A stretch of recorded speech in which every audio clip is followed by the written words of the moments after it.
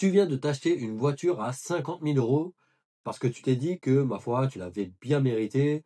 Après tout, je travaille durement tous les jours, j'ai bien le droit de me faire plaisir. Sauf que dans la réalité, cette voiture ne t'a pas coûté uniquement 50 000 euros. En réalité, elle vient de te faire perdre 50 000 euros et 5 000 euros par an. Pourquoi? Parce que ces 50 000 euros ne sont pas investis. Et en effet, en investissement, on peut très largement obtenir 10% de rendement annuel. Et c'est le fait d'avoir ce prisme avant de dépenser de l'argent que j'appelle la règle des 10%. C'est vraiment la règle qui peut changer ta vie si tu l'appliques à chaque dépense. Le gros problème, c'est que je vois trop de gens se dire j'y arrive pas à mettre de côté, donc je ne pourrai jamais investir. Alors la majorité du temps, c'est inconsciemment, mais finalement, ils se disent alors autant tout dépenser. Ou encore, je travaille dur, j'ai bien le droit de me faire plaisir avec mon revenu. Et je le sais, attention, c'est pas une critique, je suis passé par là, c'est pour ça que je sais très bien de quoi je parle. Et la plus grosse erreur que j'ai fait et que tu fais peut-être encore aujourd'hui, c'est de penser que l'investissement est réservé aux riches et que toi, tu dois d'abord augmenter ton salaire. Sauf que c'est une très grosse erreur de penser comme ça et c'est ça qui nous enferme dans notre situation. Et à cette époque-là, ce que je ne voyais pas et ce que j'ai découvert grâce à cette règle des 10%, c'est que chaque dépense d'aujourd'hui est un manque à gagner pour demain. Alors me fais pas dire ce que j'ai pas dit. J'ai pas dit que tu dois vivre comme un moine et de rien t'autoriser du tout. Je dis juste que tu dois mettre le nez dans ton budget et dépenser de manière raisonnée. Et après tout, tu fais bien ce que tu veux. Moi, je te partage ça pour que tu puisses sortir de ta situation si elle te convient pas. Après, si elle te convient, très bien, continue comme tu fais. Mais dans ce cas-là, je ne sais pas trop comment ça se fait que tu es tombé sur cette vidéo. Mais alors, pourquoi appliquer cette règle des 10%? À quoi bon reprendre son budget en main pour sortir de sa situation? En effet, on vit dans un système capitaliste et oui, l'argent est roi. Ça nous plaise ou non, c'est les règles du jeu du capitalisme. Et dans le capitalisme, la liberté s'obtient grâce au capital. Il y a ceux qui subissent les règles du jeu et il y a ceux qui les apprennent et qui s'en servent. Et ces règles sont les mêmes pour tout le monde. Je veux dire par là que tu n'as pas besoin d'être héritier ou quoi que ce soit pour t'en sortir.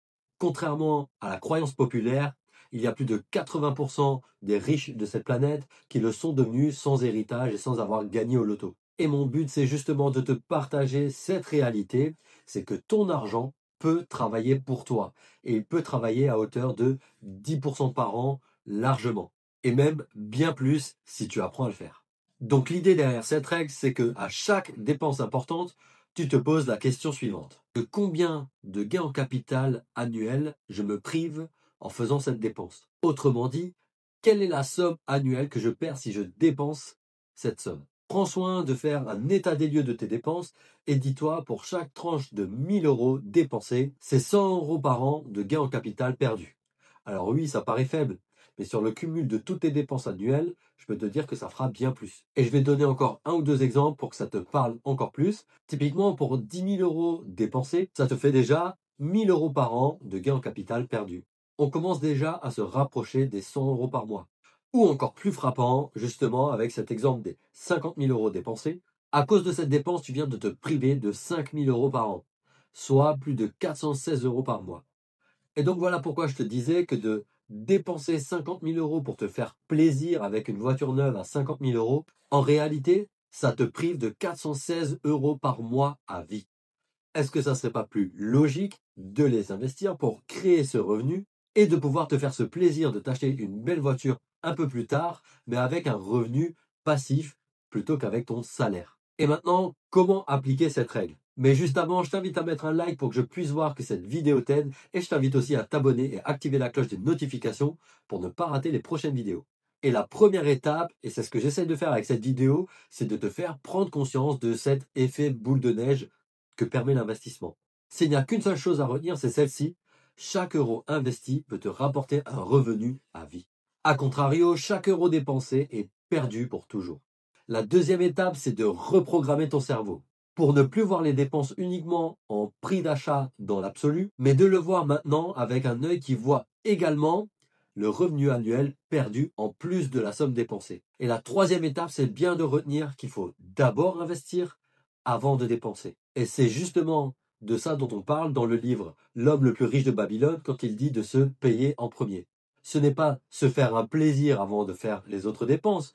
Au contraire, c'est d'investir, de faire travailler une partie de son argent, au moins 10%, avant de dépenser le reste. Parce que ça, c'est l'erreur la plus courante et que j'ai fait aussi, c'est de dépenser et s'il reste quelque chose à la fin du mois, peut-être qu'on pourra l'investir.